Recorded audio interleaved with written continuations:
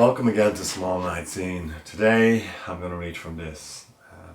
Inside there's a text I wrote about 6 months ago. It's a text that really began this process, retreating to this studio, thinking about the art scene through a series of texts and reviews that kind of have a combustible nature. This text came at a time when I was invited to co-curate Periodical Review with Aisling Pryor and with also Gavin Murphy and Mark Cullen, who are the directors and founders of Palace Projects Dublin. At the time, in the press release for the show, it called us agents within the field, myself and Aisling, as it has called other curators and other artists who have been invited to co-curate Periodical Review over the years. And I found this phrase interesting in a sense that it was quite contradictory, and I felt uncomfortable about the phrase being an agent within the field. An agent suggesting power, and then a field suggesting something flat. And I was kind of conflicted about it, but I believe that that's the way things are, that there are agents within the field, and it creates a kind of an up and down structure of power relations between curators, artists, directors and galleries and institutions. So I was interested in thinking about this phrase, and then writing this text on the opening night of Periodical Review. Opening nights are something I don't really attend that much, but on this night I felt obliged I had to. But afterwards it was good because we went to the pub and we had a few drinks, and I had some questions to ask the artists in the art scene, like about community, about this question in particular about proposing an alternative art scene. Could artists imagine an alternative art scene that wasn't so wrapped up in careers, in competition and awards, that in some way they could work together, flattening the field, and rather than agents controlling the scene, such as curators, that there was a sense that artists were controlling the scene. Christmas of last year, when Periodical Review was being exhibited, I was having a game of Snakes and Ladders with my kids and my wife, and while playing it I was thinking about Jacques Derrida and his theory of free play, which is really a critique of centres, which this text is very much about. It's a critique of centres. I've always been interested in the centre, not so much when I was in it, when I was living in Dublin, when I was in NCAD doing my MFA, but when I retreated away from it and I could see the players and I could see the scene and I could see the agents much more clearly, and I could see those that were visible and those that were invisible. So I felt I could become a better critic in that sense, that I could see it more clearly. I wasn't tied to institutions. I was working independently, so I had much more free play. Derrida is someone I've read for 20 odd years. I'm not saying that I get all his ideas, I certainly don't, but I get pleasure from reading him, and at points in reading him I feel there's a real embedded critique of institutions, and he does that through language. He interrogates language, and language is something that institutions use very well, and we have to change our language to suit our needs at times, and you find that artists change their language in relation to press releases or even funding proposals to get their needs met. There's one story that Paul Fry recounts. He's a literary theorist at Yale, and it's about the Eiffel Tower and about Guy de Maupassant. It's taken from Roland Barthes' essay on the Eiffel Tower. And Guy de Maupassant, who was a 19th century French writer, used to go to the restaurant in the Eiffel Tower. Not that he particularly liked the food there, but because he didn't have to see it, i.e. the Eiffel Tower, because he was in it. And Jacques Derrida, Paul Fry uses the story of Guy de Maupassant to illustrate Jacques Derrida's theory of free play, which is a critique of centres, and how centres arise or emerge in the field. We could even call centres agents, but usually institutions, and they have a governing presence, and that everything kind of moves and shapes around this presence, this verticality, this vertical presence, this power, and everything that comes around it is shaped by it. And sometimes I feel that the field that we're talking about is very much controlled by these vertical institutions that direct artists and the art scene as a whole in certain through certain ways and certain paths, and they condition the art scene. And inside Leaf, there's an image I took from Instagram, Palace Project's Instagram, and it shows the opening night of Periodical Review 2018. You'll see a horizon of bodies at the opening, and then this one head peaking while towering over the crowd, and that is my head.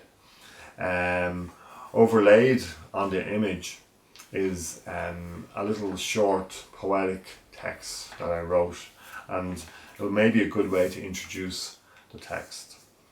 Here it goes.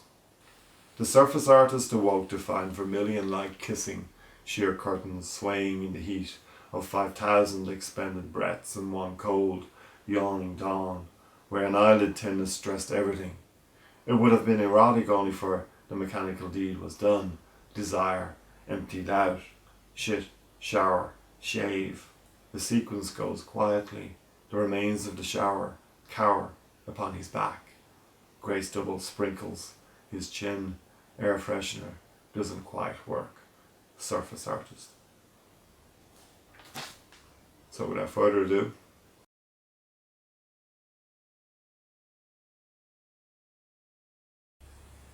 playing snakes and ladders the other day with my wife and kids, I realised in a split moment I'm having fun before returning to having fun again. Flatness of the board game and crab-like race to the top, full of oxymoron and irony, made me think of Jacques Derrida and his deconstructive free play in terms of language, competition, centres and agents of influence, and artistic freedom in the art scene. I love Derrida, almost irrationally, somewhere between head and heart and head. I have read and reread him for 20 odd years, from the purity of On Grammatology to its opposite, biography. Never really caught the tail, never mind the body and head of his thought. He haunts with his ontology. Ladders always lead to snakes, to ladders, excessive signifiers reproducing like rabbits, cotton and cruel. It's always spring in Derrida, birth, family, wild abandon of language, both reproductive and pleasurable, but always surgical, forever suspicious. Lambs give birth here too, to more lambs. Language never grows up, establishes itself, institutes itself. Meaning and understanding and truth, those things we are most committed to, suspicious of and insecure about, in art, in life, are always elusive or elusive in Derrida, because the excess of meaning and language, inside and outside the text, as much as written as spoken, and the manner's spine of signifiers never signified, sidewinding with arabesque patterns, blurring with helical and horizontal movement and turns in time towards a tail, stay with me, weaving side to side in the blue haze future of space and time, farther and further, leaving textual traces in the sand. I love the dance of Derrida because concrete meaning is oversubscribed to. We want meaning from life the same way we want careers from art. Not going to happen. Derrida's difficult language was invented to intervene and exploit and draw out the insecurities of language, the thing we place too much pressure on to find the presence of meaning and measurement of value to fill the absence of understanding and function in art. On the night of the birth of my son, the most visceral of dreams, I was reading Derrida. The other night, 5 years on, I posed a question to some Dublin-based artists with Derrida in mind when I attended the exhibition opening and pub afters of Periodical Review 8, which I was invited to co-curate this year by Palace Project's Dublin directors and artists Mark Cullen and Gavin Murphy. Question: a new model for the art scene, I said. The question was not altogether rhetorical and did not come out of the experience of curating Periodical Review, although being named in a mission statement and, quote, agent within the field, end quote, like every Periodical Review curator for the last 8 years, did get me thinking about power and agency and how artists, more often than not, are not named agents themselves. We are in a moment, it seems, that power is not equated with artists, when artists speak curate. I've been thinking for some time about the model of being an artist and the time model of the art scene in which the model artist moves and shakes from art school to rented studio to exhibition to barefaced whiteness of the gallery. Lie? It seems to me to be a time model beset by corners and angles of influence, L-shaped without the knight's move. Art, for the most part, becomes art when it is seen by others. The long-hair process trimmed square, leaving the buzz-cut results exhibited squarely against the clean white wall, in front of eyes that know or are in the know. Art with a capital A is not a hobby shoehorned into a bedroom, a windowless garage, a domestic or rural life underground. Art is an urbanite, a socialite, a careerist, a sacrifice. Art is all these things until it becomes bound by a certain shape that loses its malleability and mobility to become inevitably, over the grind of time and cumulative responsibilities, self-imitation. When artists achieve, they have something to lose. Vladimir Nabokov, the exquisite writer of Lolita, said somewhere that his favourite chess piece was the knight with its L-shaped movement. Vladimir's love and respect for the knight's unusual attack and defence wasn't exclusive to chess but to literature too, Lolita being a house of sharp left and right turns, from past to present, to future to bedroom, to bathroom, to love, to abuse. We have lots of movers and shakers in our art scene, but most choose the same narrow and vertical path, online and off. The only paths at their disposal? Question. I don't know. Year on year, more and more artists emerge from the college woodwork, their first wriggle and crawl left and right, their flesh visible beneath the loose articulation of their newly formed shells, until they secure homes a little more solid, sturdy, architectonic, established, institutional. You see where I'm going, with studs and struts that lead this way and that way and this, upwardly mobile, to form a house with L shapes that become more square, more structural, as if the uncanny corner of free play were nailed shut. This is the model of the artist, to first make L-shaped movements and then build a house with them.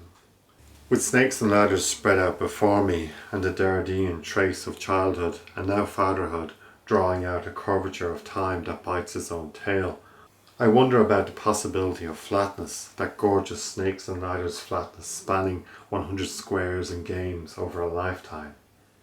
Is it all a game? And if so, why did our art game become so vertical? Vertiginous social media has made its own high-rise institutions and reputations of flat-pack artists. But I have to trust the integrity of the artist who has chosen this impossible life with an impossible vernacular that buckles and bends our view of the world. Artists that make the nights move. Tree snakes await, my son, on this board on the top row. 180 applications for a 10-slot annual programme await the artist directors of Palace Projects Dublin, where the shadow of capitalism makes its encroaching presence felt in the faceless hotels and matchbox student accommodation that looms large over the future of our art scene. We move on up. But we ought to aspire to a horizontal art scene where tables are turned and artists are doing the turning, not just in their work, but on the art scene, turning tables that tilt and flip to pieces, to players, to curators, flattening expectation and fostering a horizontal growth outwards, expanding, tinning, balding, prostrate, looking up at the sun, where clouds make temporary shapes against the blue, where possibility is wispy, upward, not built of blocks of reputations, but of vision. See how far I can see, not how far I can piss gold.